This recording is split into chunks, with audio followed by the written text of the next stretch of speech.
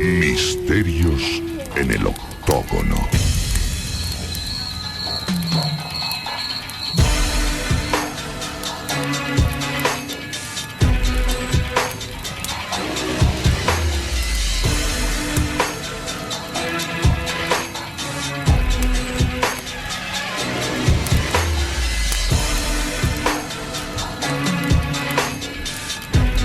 Ningún juguete debiera tener algo tan maligno que causara la muerte, y mucho menos una inocente muñeca que se suele convertir para el niño o la niña en un fiel amigo o en una fiel amiga, o en el bebé con el que soñar cuando se sea mayor. Pero siendo realistas, la maldad no tiene fronteras, pudiéndose introducir dentro de este tipo de objetos y causando estragos hasta llegar a la muerte.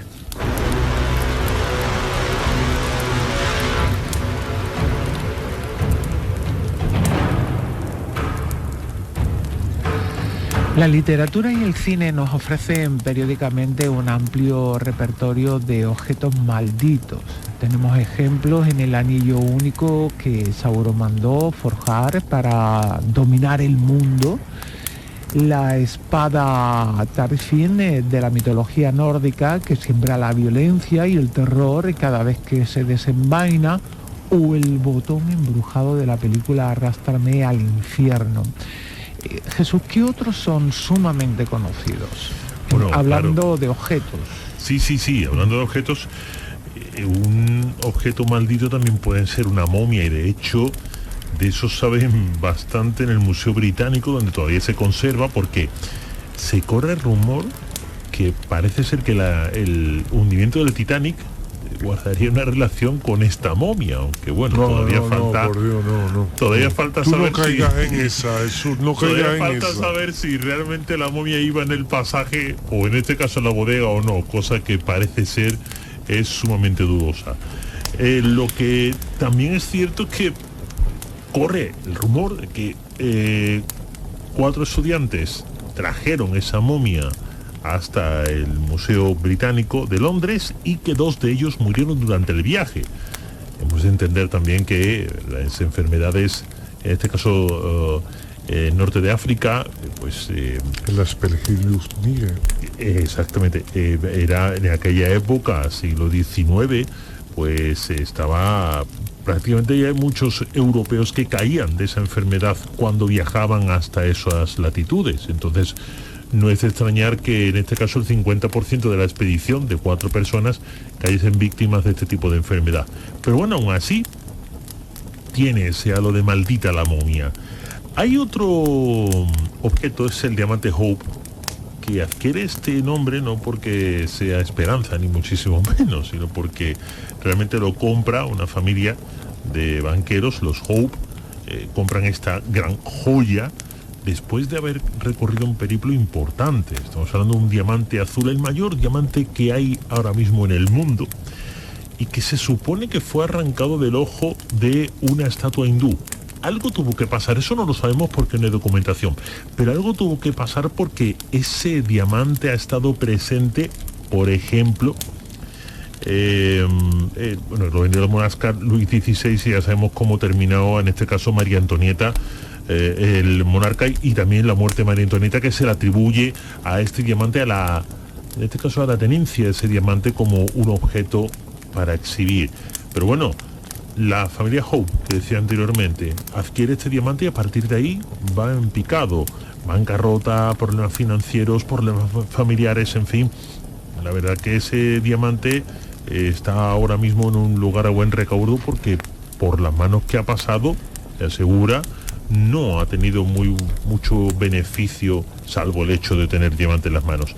Hay otros más, la piedra rúnica de Björketorp, en la cual dice que si alguien la mueve, caerá una maldición sobre esta runa, o sobre en este caso el malhechor que la mueva, y a partir de ahí ocurrirá una serie de desgracias. De momento no se le atribuye ninguna. Y sí es cierto que hay 2 que me llaman mucho la atención. Las muñecas vudú grecolatinas, ¿por qué? Porque se utilizaron precisamente en los primeros rituales de magia negra, o en este caso magia negativa, en la antigua Grecia y Roma. Y realmente hay muchísima historia sobre su funcionamiento efectivo. De hecho, se piensa que las muñecas de vudú, tras su nacimiento, en este caso en Centroáfrica, el segundo lugar donde se utilizaron fue precisamente aquí en Europa, en el sur de Europa, en las culturas griegas y romanas, antes incluso que la egipcia, que también utilizó estas muñecas para sus maldiciones. Y por último, hablabas antes, Pilar, de una espada, que en este caso es ficticia, pero es que hay una espada real a la cual se le atribuye también el hecho de provocar muertes por la excitación que produce en aquella persona que la tiene en sus manos, que es la espada Muramasa. Hay un antiguo espadero japonés que se supone, cuenta la leyenda, que tuvo que tener un pacto con el diablo porque él hacía las mejores espadas, pero eso sí, cada vez que alguien desenvainaba la misma, lo que ocurría es que aquella persona que tenía la espada en sus manos sentía una necesidad imperiosa de clavarla en el cuerpo de alguien, hasta el punto que se le atribuyen verdaderos baños de sangre, y fue prohibida por parte de algunos emperadores posteriores, en este caso de Tokugawa, que prohibió a este hombre realizar espadas y a quien las portara que la utilizara, porque él precisamente había sido, bueno, sus padres habían sido víctimas de una persona que había empuñado una de estas espadas. La lista parece infinita, aunque el objeto que ocupa nuestra atención es una muñeca, de la que en breve hablaremos. Pero antes de dar detalles, ¿cómo podemos identificar este tipo de elementos como malignos? ¿Hay algo que pueda avisarnos de antemano de que está maldito, José? Sí, porque es por el influjo, por lo que nos va pasando. Nos imaginamos, ¿vale? Hay un momento en el que nos regalan un muñeco, una muñeca.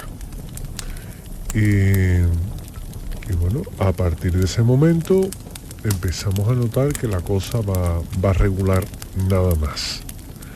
Es decir, empezamos a tener el problema de hay obstáculos, las cosas no salen como queremos, incluso se puede llegar a tener problemas de salud. Y claro, hay un momento en el que tú dices, esto serán imaginaciones mías, pero a medida que va pasando el tiempo, ese poder sigue ocurriendo. Oye, puedes estar en una mala racha, pues mira también. Pero el problema es cuando en tu propia casa ya esa negatividad es palpable. Tienes problemas de relaciones dentro de tu hogar, bien con tu familia, bien con tu pareja, bien con tus hijos. Empiezas a tener sueños, empiezas a tener pesadillas en las que ese objeto lo ves cíclicamente, lo ves mucho. Ya cuando estamos llegando a este punto, la cosa ya no pinta bien, ¿verdad, Jesús? No. Ya no pinta bien. Incluso puede ocurrirte que no tiene por qué ser un muñeco. Imagínate que te regalan unos pendientes o un anillo. Y ese anillo pues conlleva una maldición. ¿Y cómo se maldice un objeto? Pues en un momento dado, cargándolo de negatividad. ¿A quien no le ha pasado alguna vez que le regalan un objeto y no te gusta y te lo queda? Y cada vez que veas al objeto dices, vaya el gusto que tiene fulanita o menganito, vaya tela, vaya. Y eso parece que no va influyendo en el objeto hasta el punto que se acaba cargando. Y igual que hay amuletos de poder, pues hay amuletos o hay objetos que se cargan y pueden originar todo lo contrario. Esas etapas en las que nada sale bien, malos pensamientos, pesadillas, problemas de salud, problemas económicos, y todo teniendo como nexo de unión el objeto, sea lo que sea, y todo teniendo como arranque, como punto de partida, el momento en el que pasa a ser tuyo. A partir de ahí, bueno, pues a partir de ahí sí nos encontramos que es la persona, en verdad, en conciencia, haciendo una reflexión sobre precisamente todos esos problemas a partir de cuando han venido, es el que tiene que depurar. Y la depuración, como yo digo, pues solo tiene dos formas de hacerlo.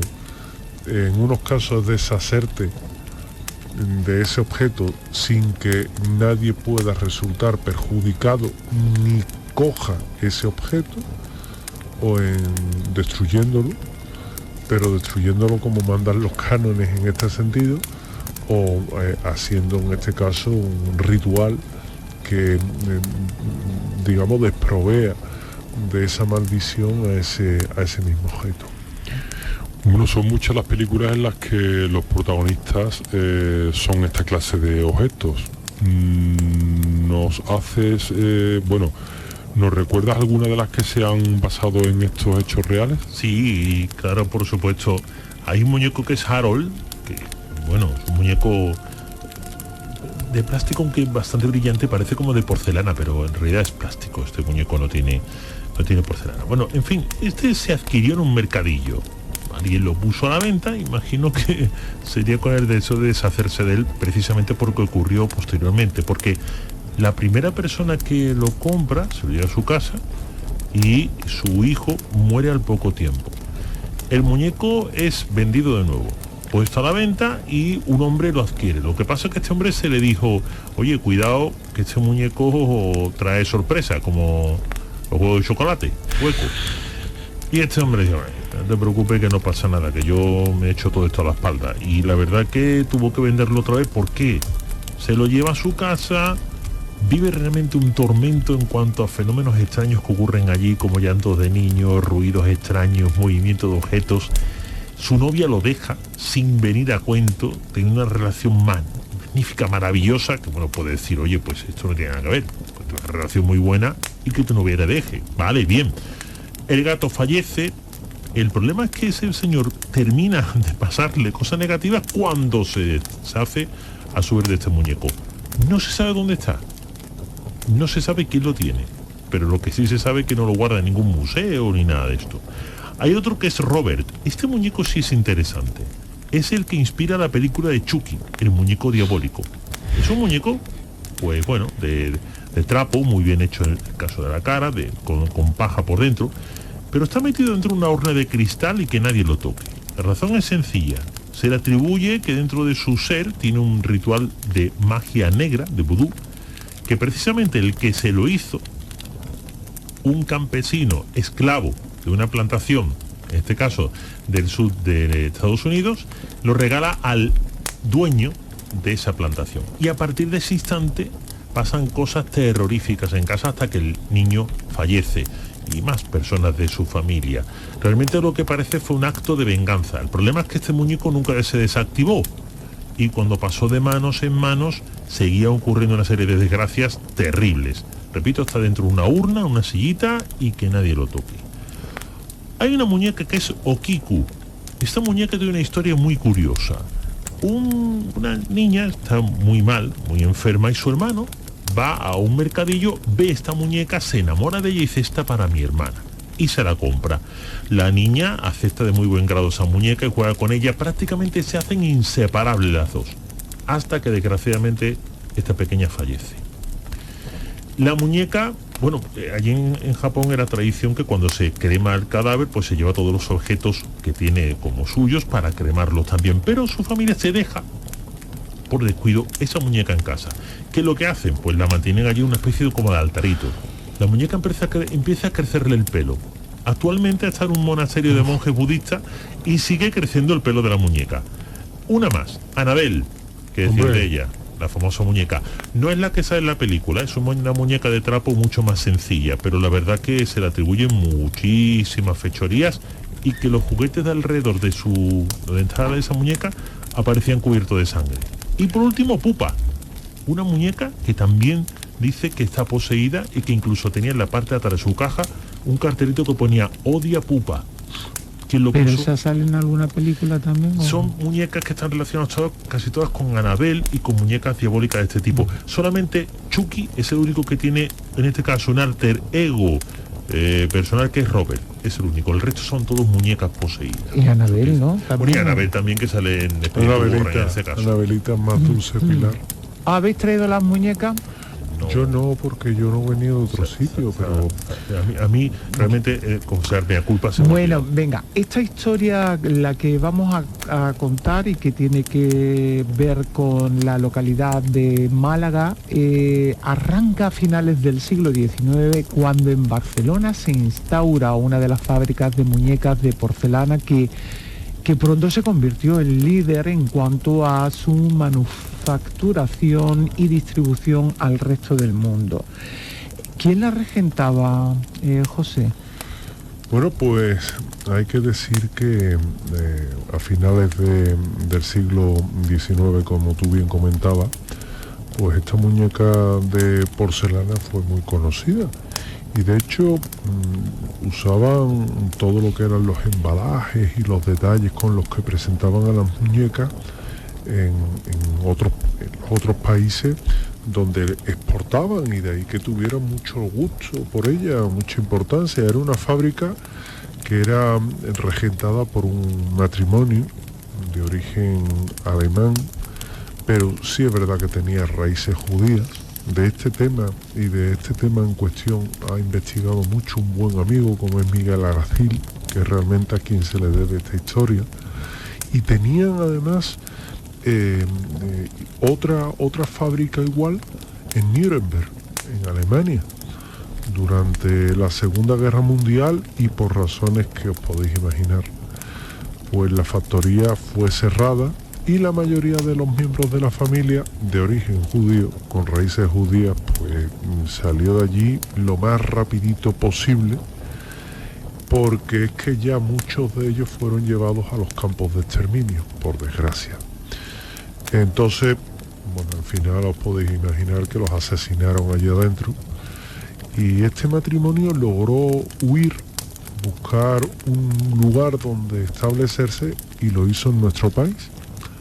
La factoría española estuvo en marcha hasta que estalló la guerra civil, hasta ese momento, y luego fue expropiada, ya que, bueno, pues se iban a fabricar utensilios para la otra parte, digamos, la parte, no la parte nacionalista, sino la parte republicana, digamos que era la parte que regentaba el poder. La otra fue la parte rebelde. Entonces la actividad de fabricación de muñecas cesó y realmente nunca más se pudo llevar a cabo. Aún así, hay muchísimas muñecas de porcelanas que llegaron a muchos países, siendo realmente un negocio que fue muy rentable para este matrimonio. La industria juguetera siempre ha tenido mucho peso, más antes que ahora. Ahora los niños y las niñas se decantan también por las videoconsolas y los teléfonos móviles, pero sí es verdad que siempre ha tenido mucha importancia, y la verdad es que le fue bastante bien, y de ahí justamente es el origen de esta familia y el matrimonio que lo regentaba, Pilar. Se realiza una construcción. Cuando se realiza una construcción. Claro, en la mayoría de ocasiones no se sabe bien cuál es el uso anterior del suelo que va a pisar los propietarios del inmueble, pero en este caso se sabía que había allí antes de construir la fábrica. Sí, se sabía. Ese solar, antes de la construcción de la fábrica, parece que había un cementerio de monjas. Bueno, en un principio a este matrimonio tampoco le afectó demasiado. Una cosa es lo que tuviera históricamente el suelo antes de su llegada, y otra cosa es lo que suponía para ello la construcción de la fábrica en cuanto a su prosperidad, que lógicamente así fue. Lo que pasa que aquí ya tenemos quizá un ingrediente común que es interesante en muchos casos en los cuales hay un lugar poseído, y esa impronta energética se puede trasladar a los objetos que están allí dentro de ese lugar. Hombre, si tenemos en cuenta que esa impronta energética, quizá por venganza, se puede depositar en algunos objetos que se fabrican, como son las muñecas, y que ya sabemos que una muñeca, un muñeco, un juguete es muy susceptible de adquirir, de absorber esa energía, ya tenemos que posiblemente en aquel lugar esa impronta podría haber quedado grabada en algunas muñecas. Aunque hay algunos rumores que dicen que no tuvo mucho que ver directamente, pero sí indirectamente. Cuentan que la familia, siendo judía, realizó algún que otro ritual para pedir, en este caso, a Dios, el buen funcionamiento de la fábrica y la prosperidad de su familia, entendiendo que había ocurrido una serie de muertes anteriores. Hay algunos que dicen incluso que realizaron un ritual de magia negra para vengarse del resto de la sociedad por lo que había pasado con su familia en Alemania, algo que no creo que sea, no es muy lógico. Es más lógico pensar quizá en un principio que pueda ser una venganza energética de las propias personas que estaban, en este caso fallecidas, que estaban allí anteriormente, que eran las monjas, que a lo mejor se cruzó por medio algún tipo de ritual que realizaron este matrimonio para pedir la prosperidad, y todo ello, mal ejecutado, pudo llevar a que algunas muñecas quedasen poseídas, como por ejemplo una de ellas estaba caracterizada como un muñeco japonés, una muñeca japonesa. Llegó a manos de la familia del pintor de Antequera, José María Fernández, y parece ser que supuso un antes y un después, tanto en su obra como en su vida, como en su familia.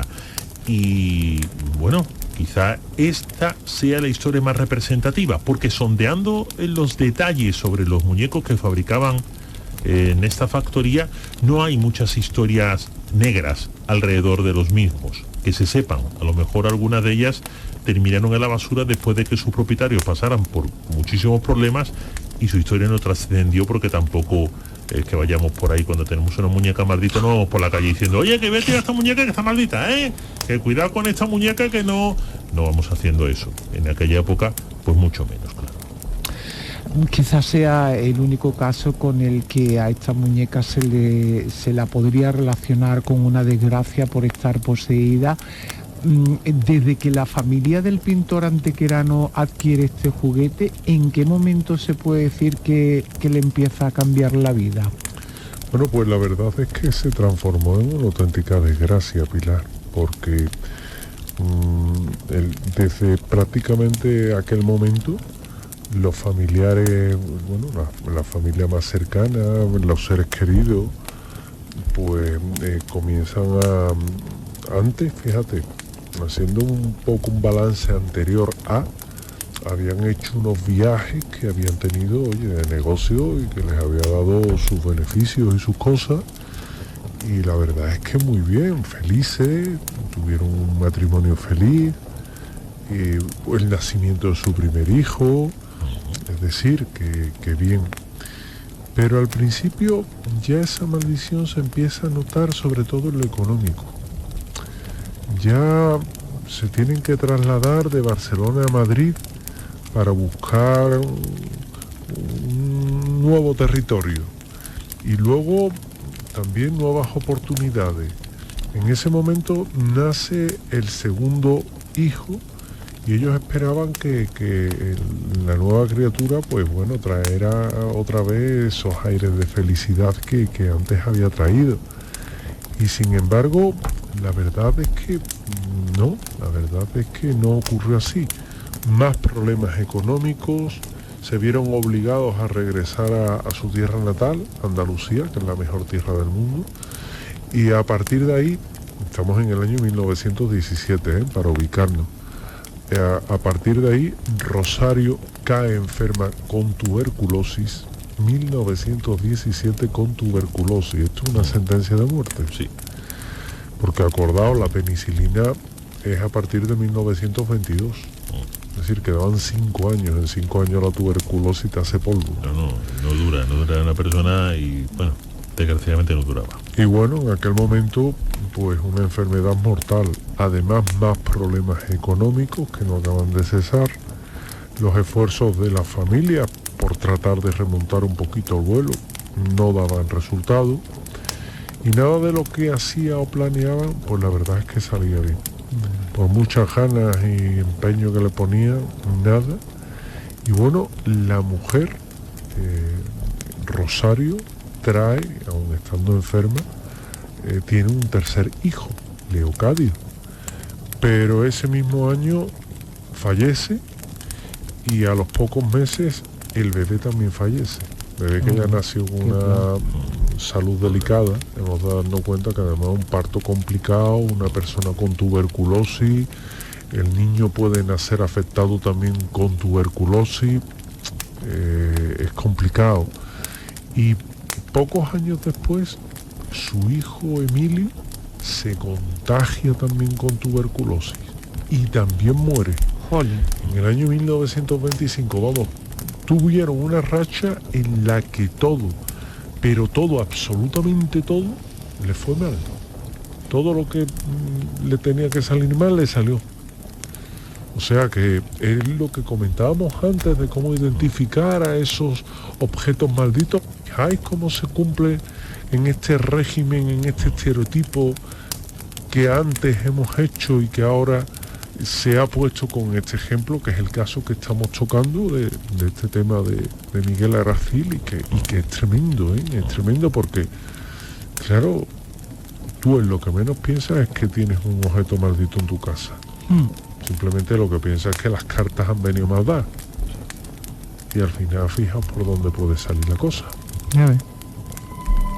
La noche más hermosa con Pilar Muriel.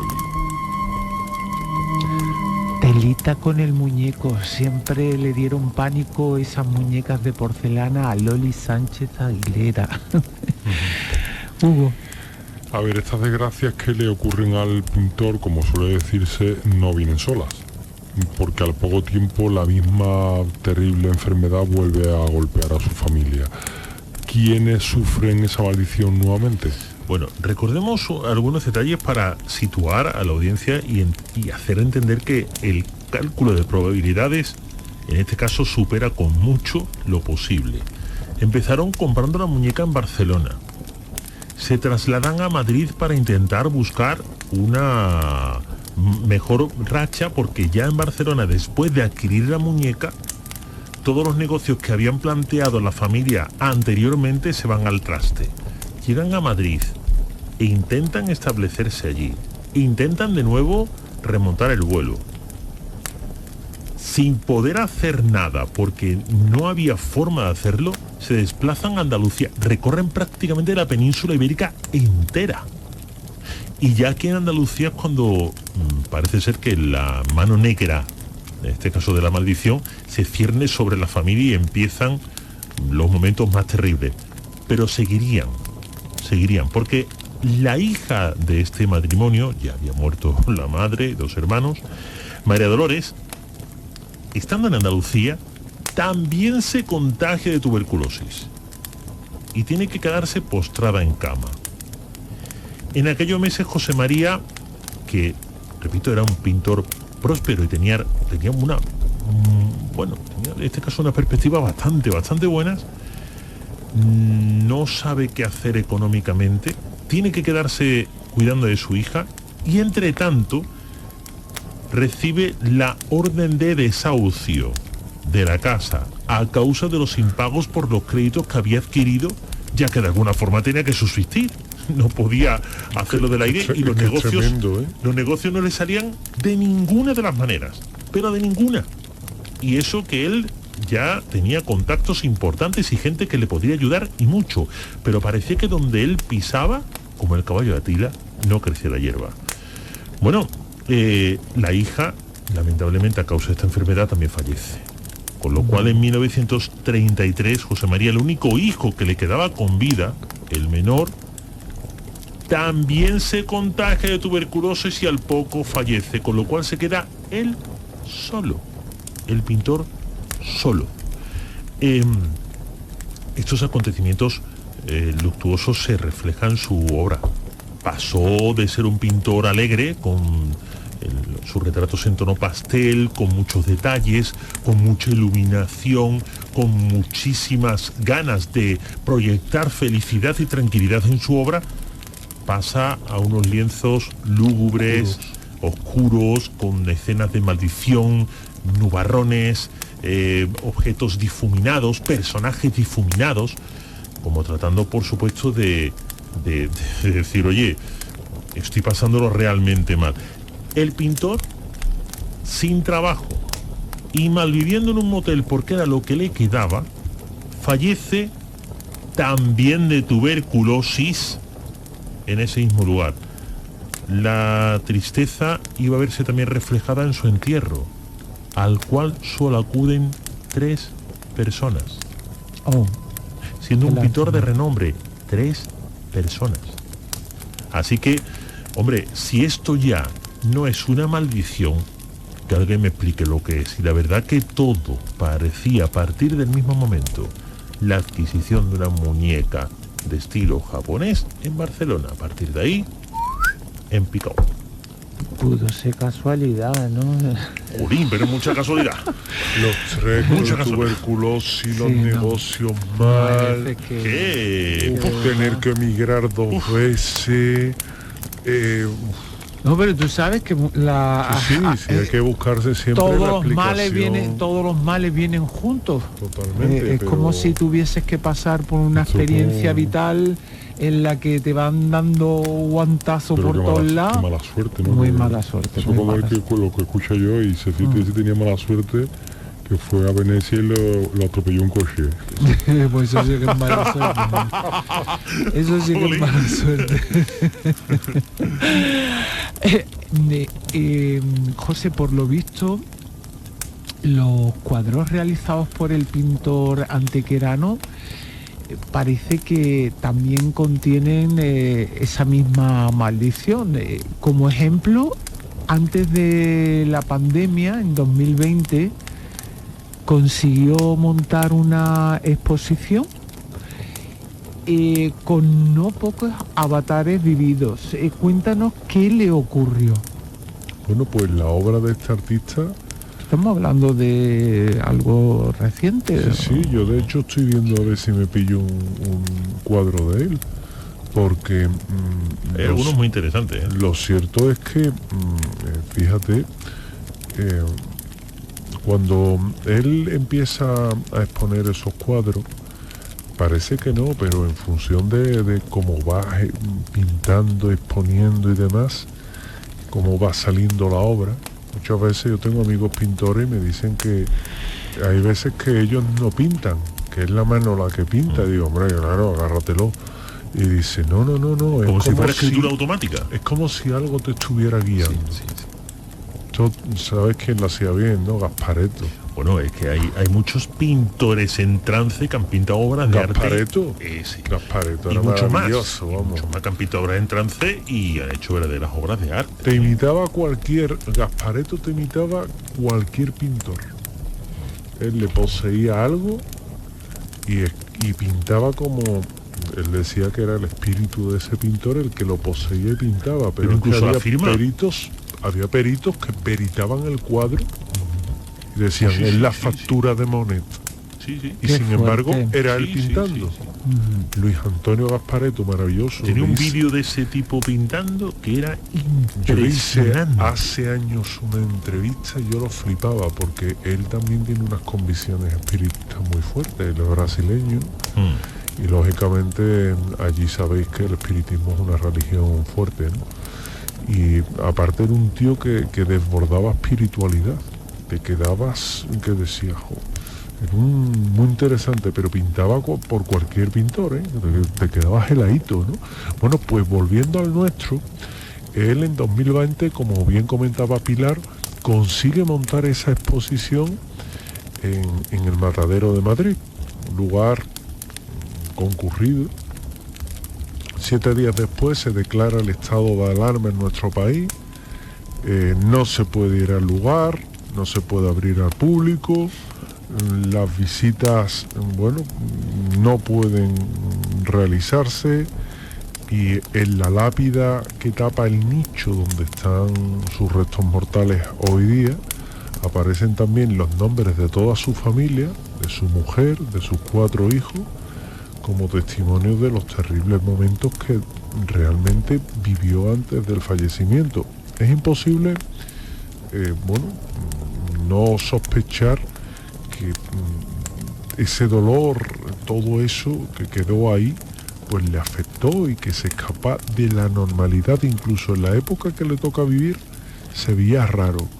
Lo más impresionante es ver que las fechas de los fallecimientos son anteriores a la que dejaría el pintor en este mundo, quedando condenado pues tan solo durante 14 años. Y es curioso porque a mí, cuando contamos esta historia, me recuerda mucho a Bruno D'Amadio, Sí. que pinta Los Niños Llorones. Y Los Niños Llorones también le ocurre prácticamente lo mismo. Pero bueno, en este caso no hay una muñeca de por medio. No, Como de maldición. Ahí lo único que están son los cuadros, Eso. únicamente los cuadros, y a partir de ahí lo que tú quieras. Parece como si la obra que producía emanara esa energía negativa hasta el punto que ocurrían esos desastres. Sí, alrededor, ¿no? totalmente. Y bueno, sus cuadros hoy día, pues, hombre, si eres muy supersticioso, adiós, ya hemos acabado, ¿no? Pero realmente era lo que decía Jesús, era un pintor que tenía una cierta cotización, que vamos a ver, que el arte hay que pagarlo, ¿eh? Sí, claro. Y tenía una cierta cotización, pero el cambio de la pintura suya, tú ves un catálogo y cambia Sí. de lo que era luz a lo que es oscuridad. Oscuridad. Y evidentemente es por lo que había pasado ese hombre. Sí, así es. Bueno, nos surge una duda ante la cantidad de acontecimientos negativos ocurridos en su familia. Este pintor pudo sospechar en algún momento que la causante de su desdicha fuera la muñeca de porcelana. Fíjate que decía antes Pilar, bueno, eso puede ser casualidad, eso es posible que en la obra, menos mal que le ha ocurrido a un pintor. Bueno, puede haber ocurrido de un escrito y haber escrito sobre ello, ¿no? Pero menos mal que ha sido un pintor, porque podemos ver reflejado en las imágenes, en los cuadros que él pintaba, precisamente la sospecha que él tenía. Y es que hay, concretamente, 3 de sus cuadros en los que aparece esta muñeca de alguna manera. Cualquiera podría pensar, bueno, ¿qué estaba intentando decirnos el artista con ello? Estaba intentando manifestar que posiblemente aquellas barbaridades que le ocurrían durante toda este periplo de su vida, estaban vinculadas con la compra de la muñeca y él lo sabía. Y si en el caso, ¿por qué no la destruyó? Se podría pensar que por superstición también. Oye, ¿qué hago? ¿Cómo destruyo yo una muñeca sin saber si la destrucción puede ser peor que el hecho de tenerla? A lo mejor podría ser que el artista se hubiera propuesto, oye, pues voy a hacerla de mi familia. Pienso que está viva, pienso que está quejándose o que se está vengando, y lo que voy a hacer es que voy a pintarla en algunos retratos. De esa forma, a lo mejor, si la incluyo en mi familia, se va a sentir halagada y frenará todas esas maldiciones. Eso también lo puede decir perfectamente su obra. Da igual que sea una cosa u otra. Lo importante es que este pintor sabía que aquella muñeca, o que a partir de la adquisición de aquella muñeca, algo estaba pasando, porque si no se hubiera tomado la molestia de haber pintado precisamente esos cuadros con esa muñeca en los cuales aparecían. No, simplemente hubiera seguido pues con su obra habitual, con lo que estaba pintando, con lo que le iba bien, con lo que le daba dinero, y hubiera dejado al margen la muñeca aquella, porque por esa regla de 3, como solemos decir aquí en Andalucía, podría haber pintado a su hija con una sartén en vez de con una muñeca, o a su hijo con un libro o con una pluma en vez de con una muñeca. Sin embargo, la muñeca aparecía en la obra. Lo que intentaba decirnos, la verdad que no vamos a averiguarlo, porque desgraciadamente no dejó ningún testimonio escrito y no está vivo para que lo cuente.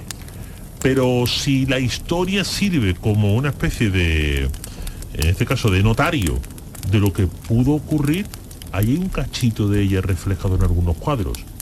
Y esa muñeca, para él, tiene que tener algún interés. Si no, no la pone en sus pinturas. Eso está claro.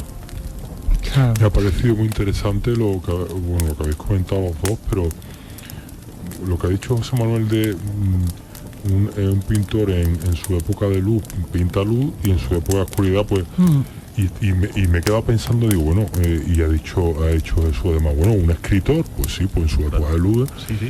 bueno, y un músico También. Mozart cuando estaba ya en las últimas, el Requiem. Bueno, eso Hay fue algo un, más eso fue lúgubre un, que iba. fue un encargo también, que no es que... Efectivamente, Sí, pero quiero sí, decirte que él lo compuso él, no. Bueno, ¿y cuántos cantantes no hay No, que Salieri.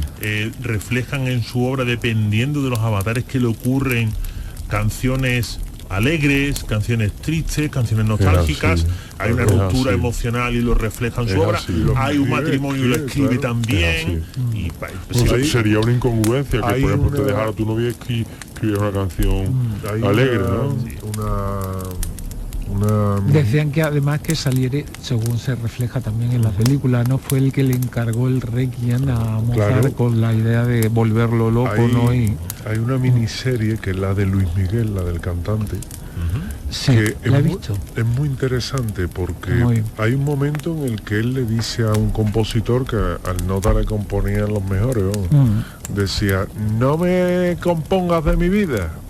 Me decía, además así muy, ¿no? Y tiene un desengaño y vuelve y le dice, trae la canción, que lo voy a cantar. Y la canta, Tráela ¿por para qué? acá. Porque la interioriza.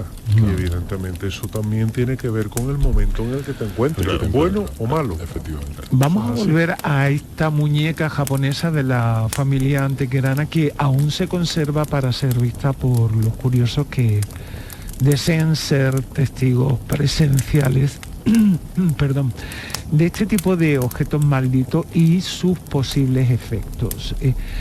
¿Dónde se encuentra en la actualidad? ¿Sigue teniendo ese halo de maldita?